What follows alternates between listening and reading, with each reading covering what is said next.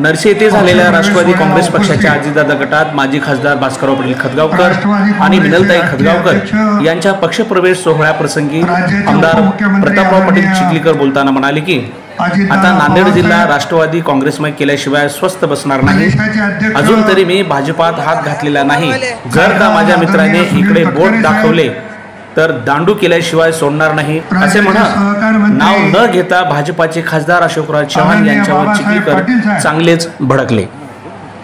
माजी मंत्री नवाब मालिक साहेब, माजी मंत्री आणि आमचे सहकारी मित्र संजयजी बनसोडे साहेब, आमदार विक्रमजी काळे साहेब, आमदार राजू नवघरे, युवकचे प्रदेशाध्यक्ष सुरेशदादा चव्हाण, ज्यांचा आज दादांच्या उपस्थितीमध्ये प्रवेश होतोय ते या जिल्ह्याचे ज्येष्ठ नेते माजी खासदार माननीय भास्कररावजी पाटील खतगावकर, ज्यांनी विधानसभेच्या निवडणुकीत पराभूत होण्याची हॅट्रिक केली, ते ओमप्रकाशजी पोकर्णा, जिल्हा परिषदेच्या माजी सदस्या मिनलताई खतगावकर, माजी उपमहापौर सरजितसिंगजी गिल, माजी आमदार मोहन अण्णा हंबर्डे, माजी आमदार अविनाशरावजी घाटे, ज्येष्ठ नेते आणि प्रदेशाचे उपाध्यक्ष व्यंकटरावजी पाटील गोजेगावकर, जिल्ह्याचे अध्यक्ष दिलीपरावजी धर्माधिकारी, दुसरे अध्यक्ष बाळासाहेब पाटील रावणगावकर,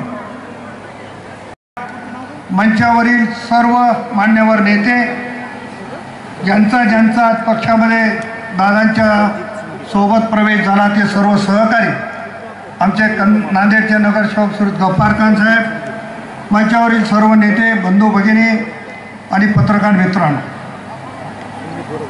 आज खतगावकर साहेबांचा प्रवेश होतो आहे। पहिला प्रवेश तटकरे साहेब आपल्या आणि दादांच्या उपस्थितीत मुंबईत झाला। त्यावेळेस शिवसेनेचे जिल्हा प्रमुख असलेले माधवराव पावडे यांनी त्यांच्या सर्व सहकार्यासह राष्ट्रवादी काँग्रेसमध्ये प्रवेश केला। लगेच दुसरा प्रवेश झाला तो माजी आमदार अविनाशरावजी घाटे साहेबांचा आणि गोजेगावकर साहेबांचा आपल्या उपस्थितीत मुंबईत प्रवेश झाला।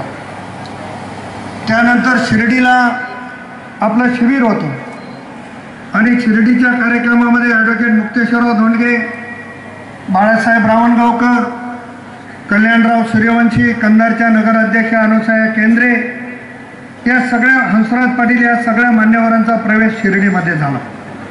आज या ठिकाणी खतगावकर साहेबांचा प्रवेश होतोय, मिनलताईचा प्रवेश होतोय, पोकर्णाजीचा प्रवेश होतोय, त्यांच्यासोबत असंख्य सहकार्याचा प्रवेश होतोय। मी आता या निमित्ताने एवढंच सांगू इच्छितो की नांदेड जिल्ह्यामध्ये राष्ट्रवादी काँग्रेस नंबर 1 चा पक्ष झाल्याशिवाय राहणार नाही याची ग्वाही या निमित्तानं देणार आहे। आणि दादाला आणि तटकरे साहेबांना एक विनंती करणार आहे, एवढ्यावर आमचे प्रवेश सोहळे आणखी थांबलेले नाही, फक्त आपण वेळ देत जा, आम्ही तशा पद्धतीचा कार्यक्रम घेत जाऊ आणि प्रत्येक दौऱ्यामध्ये नवीन कार्यकर्त्यांना प्रवेश देण्याची भूमिका आमची या निमित्तानं निश्चितपणानं आहे। अनेक मान्यवर आज अजितदादांच्या नेतृत्वाकडे पाहून राष्ट्रवादीमध्ये येत आहे।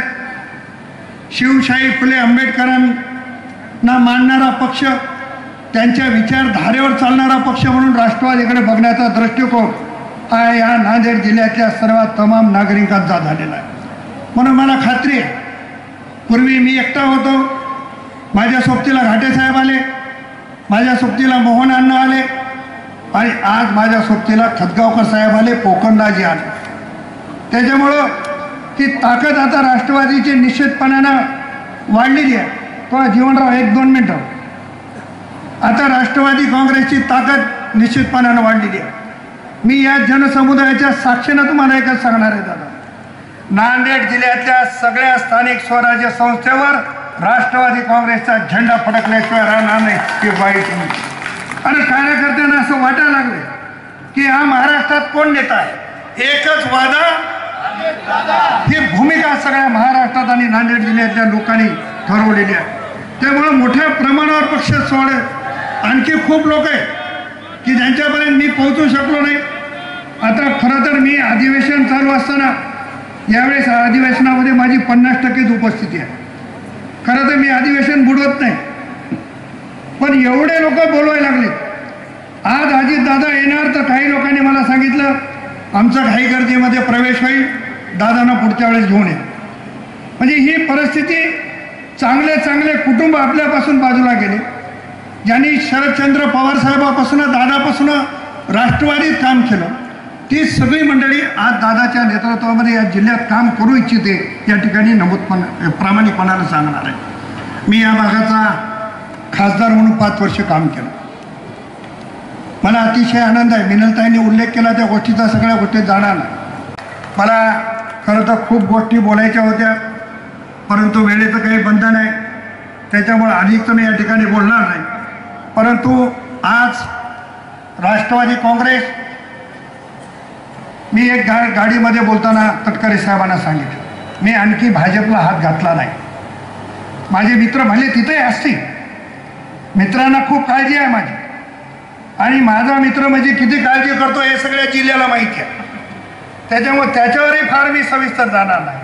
पण एकदा जर त्यांनी चुकून इकडं बोट केलं तर आम्ही दांडू केल्याशिवाय सोडणार नाही, एवढं तुम्हाला सांगणार. आणि काही लोकांनी इथं भूमिका घेतली की आम्ही स्वतंत्र निवडणुका लढणार.